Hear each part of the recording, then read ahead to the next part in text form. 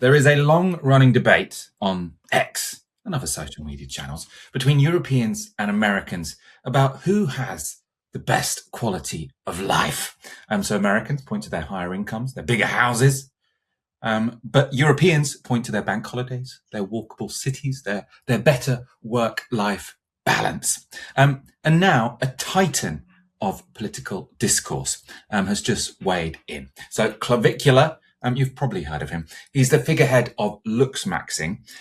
Before I go to his opinions about how Europe is governed, he's just been on a visit to France where he wasn't welcomed with open arms. Clavicular. Don't look me up though on Google. I could. Are you famous? Yeah. Yeah, you know what I'm saying? Well, have a good time in Paris. I hope you will enjoy it. All right, take care of yourself. Bye. Goodbye. Bye. Oh shit. What other girls to drop game on? So if you aren't aware of Clavicular, he is someone who's made a great effort to look the way he does. I think he started taking testosterone when he was 14. He's had multiple surgeries. And what his streams normally consist of is he sort of goes and chats to girls and they're very impressed by him. Obviously, he's gone around France and people don't really care. He has responded, though, with some analysis of France and its problems. So this is what he tweeted. I thought I did something wrong to upset people in France, but it turns out the French are impolite shitbags. No air conditioning, terrible economy, horrible quality of life. I'd be pissed too, with a laughing face emoji. Now, Clavicular, he's vain, he's trashy, he's a misogynist. These are probably the simplest explanations as to why he's not being welcomed with open arms in Europe. But does he have a point with his broader political analysis? Well, on quality of life, no, he doesn't. Americans work on average 41 hours a week. In France, it's 35. I know which one I'd prefer. The French also get twice as much holiday. They also have much better public transport. Of course, they have lower crime. And the hard statistics bear this out. So the average person in France lives to 83. In the US, it's just 79. So what about the economy? Well, the Americans have been growing faster than the French and the Europeans in general over the past few years, though we should note that is concentrated in the tech sector. So obviously America has all of these tech titans, these tech giants, and especially with the AI boom, they've been doing very well. So again, I'm not sure, Clavicular. The critique is really standing up here. France has very high productivity. They just use it on different things. They have high-speed rail. And yes, they take more time off, which means their incomes are slightly lower, but that's because they have a better work-life balance. He does have a point, though, when it comes to AC, air conditioning. And this has been a big topic of debate this week on social media. It's also been at the forefront of our minds at Novara Media. As you can see, we've started streaming at home because we don't have enough aircon to keep our streaming kit cold enough in the studio for it to function.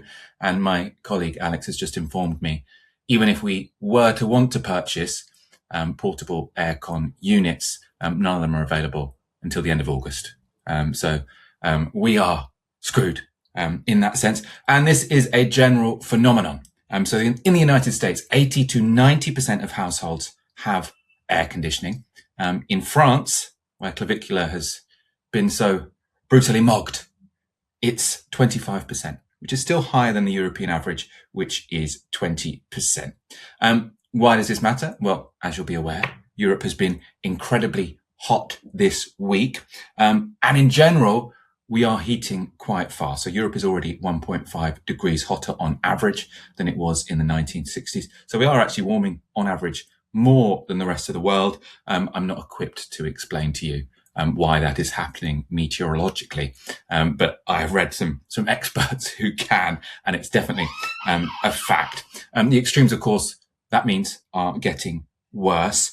So France has had its hottest day ever this week, reaching 44 degrees in southern France, 40 degrees in Paris. The UK, as you'll remember, we hit our record in 2022, reaching 40 degrees for the first time. But heat waves like this week are now a much more common occurrence than they used to be. And heat and extreme heat aren't very good for us. They don't let us live in comfort. They don't mean we perform very well in our jobs or hosting YouTube videos, for example. The FT has some stats. This is from an article that John Byrne Murdoch wrote last year. So he said, sleep duration and quality fall rapidly when temperatures rise above 23 degrees Celsius. Cognitive performance fares similarly, with scores in US high school tests dipping on hot days and the affected students suffering a lasting impact on their prospects of graduation. The same is true of office workers' productivity, which peaks at around 21 degrees Celsius and rapidly deteriorates as the mercury rises. And that's all before we get onto mortality, where death rates climb steeply once temperatures hit 30 degrees C.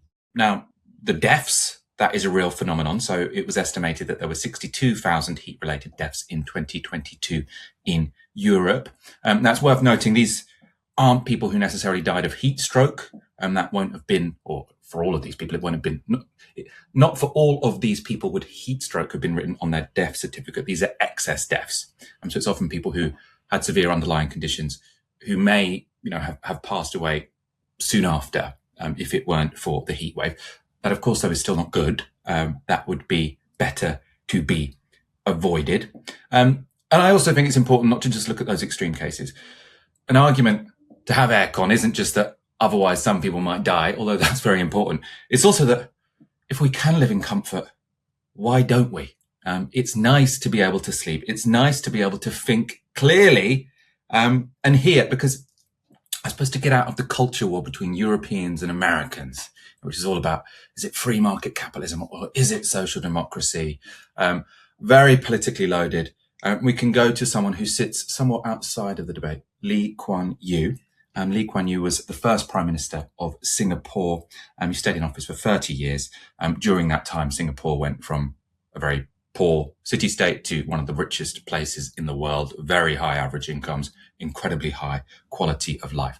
And that means lots of people have sought his advice on development over the years, both from the West and in the East. Deng Xiaoping was quite inspired by Lee Kuan Yew.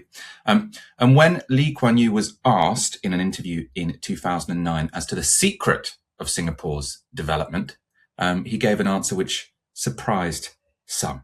The interviewer asks, anything else besides multicultural tolerance that enabled Singapore's success? So that was one of the things he said was key for development. And Lee Kuan Yew says, air conditioning. Air conditioning was a most important invention for us. Perhaps one of the signal inventions of history. It changed the nature of civilization by making development possible in the tropics. Without air conditioning, you can work only in the cool early morning hours or at dusk. The first thing I did upon becoming Prime Minister was to install air conditioners in buildings where the civil service worked. This was key to public efficiency. I find that's so fascinating, that statement that air conditioning is perhaps one of the signal inventions of history. And that's because he's saying it completely transforms where economic development can happen. As I'm feeling right now, my flat doesn't have any aircon on. I've just closed the windows so there's less background noise. I do feel a little bit unable to be as productive as I might otherwise like to be. And he's saying that air conditioning means that we can sort of live comfortably, work productively anywhere in the world. And without it, that would have been impossible. Obviously, in Europe, we don't yet live in the tropics. This is still a somewhat rare phenomenon, but it is happening more often. Singapore also, by the way, to put it in the context of Asia and East Asia, in Japan, 90% of people have aircon in their houses. In China, it's 60% and rising. Banseka, I don't know if you've been watching sort of the culture war that's going on online between people who say aircon is an individualistic American phenomenon, and people who are saying, actually, you guys in Europe, what's wrong with you? Just get it. Where do you stand? Yeah, I have been catching bits and pieces of it. I'd managed to escape having to contemplate too much about that Clavicular guy, but now you've forced me to have to think about him. I mean, it's an interesting one, isn't it? Like, I think the idea that the heat impacts our ability to be able to function, to be productive, but it's not just also about productivity, right? I think it also impacts our relationships with each other, or the social cohesion, impact of heat is actually a real output, I think, of rising temperatures as well. I've been thinking like perhaps there's a reason why we've been having these kind of anti-migrant riots and pogroms. They always happen in the summer. They always happen when it's hot, right? And there is some interesting data and information about, the ability of heat to break down social bonds and social cohesions. I don't know if anyone's ever watched the film Do the Right Thing by Spike Lee, but it's precisely about that. It's a wonderful film that's inspired by very real climate change data, I think from the 1980s on this stuff. So we've known about the impact of this for some time. On the AC debate, I get why people want that as a short-term solution. I understand why Novara would quite like some AC sooner rather than later, because of course it impacts our ability to be able to do the show how we normally would. But thinking a bit more medium and long term, maybe thinking about Ed Miliband as Chancellor and what he should be thinking about in terms of how we really prepare for higher temperatures becoming the norm. I think we do need a lot more than AC, things like passive cooling, which are often cheaper and more sustainable, which is as simple as planting more trees, creating more shaded spaces, installing green roofs, improving ventilation, etc., having better home insulation, which is actually adapted to letting air leave and not just retaining air, and keeping warm air in our homes, I think is really, really important as well. And I think Europe faces a different challenge, I suppose, ultimately to places like Singapore. It's an interesting interjection that the ex-Singaporean leader made. But we face a different challenge in that we're not historically a tropical country or a hot country. Much of our housing stock was designed to keep heat in, not to let heat out. So for me, the lesson can't just simply be, of course, buy more AC. Although, as I said, I appreciate in the short term why people want AC ASAP. But we have to think about how do we redesign and build our environment for a different climate, for a different way of living, really.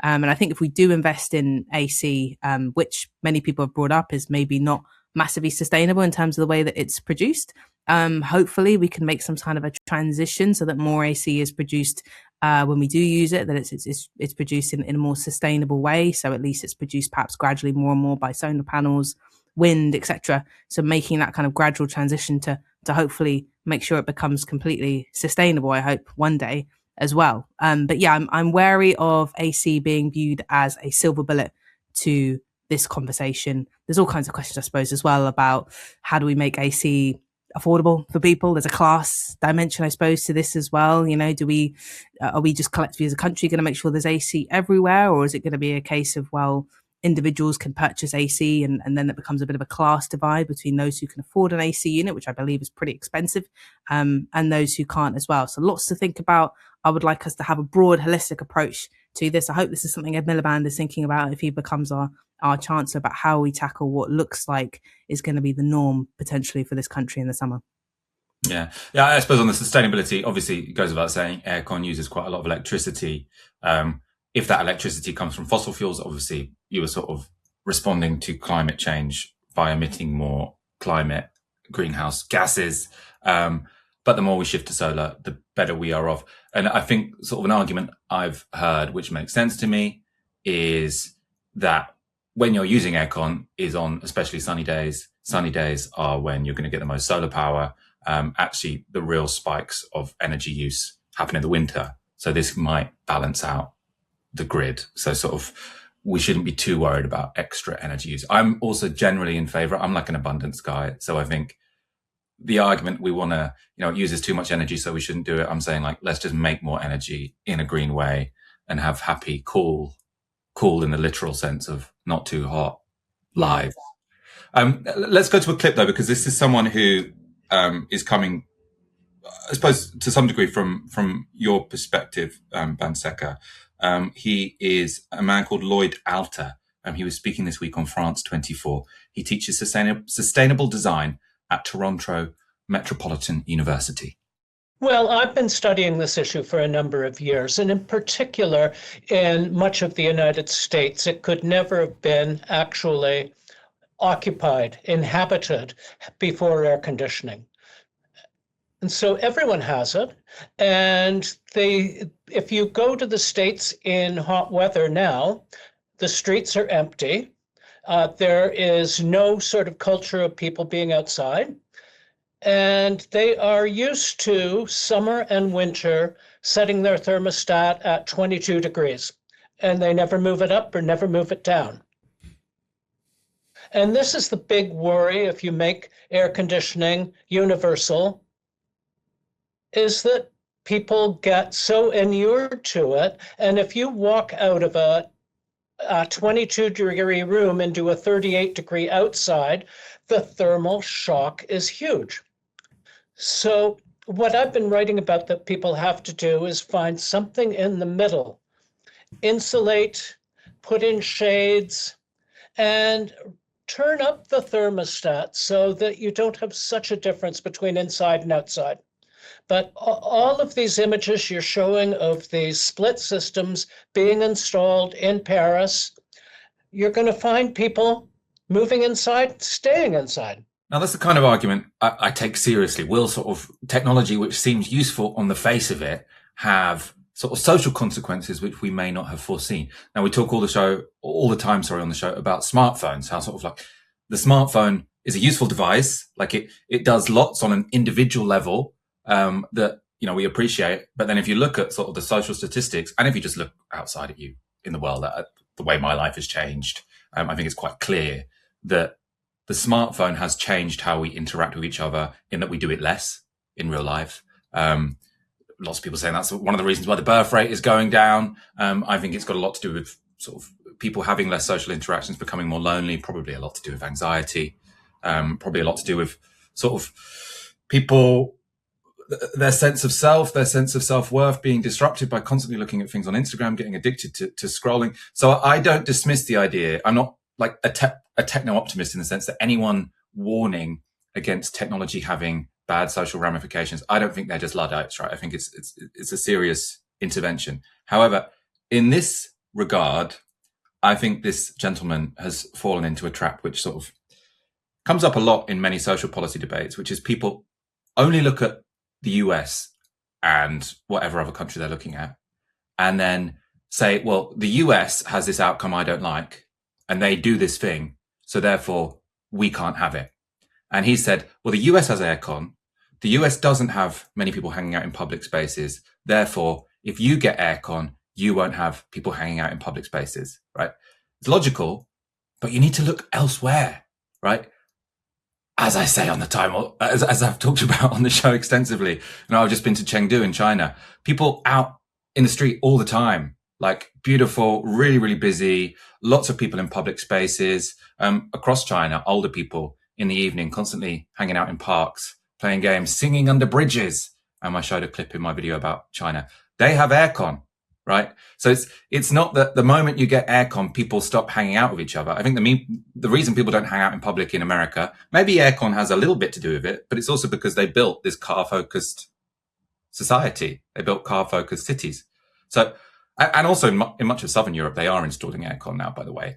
And if you go to Barcelona, if you go to any Spanish city, they still hang out in the street. So I think this idea that, America did this, and it's bad, therefore we can't do this, is just a bit myopic. Banseka, what do you think?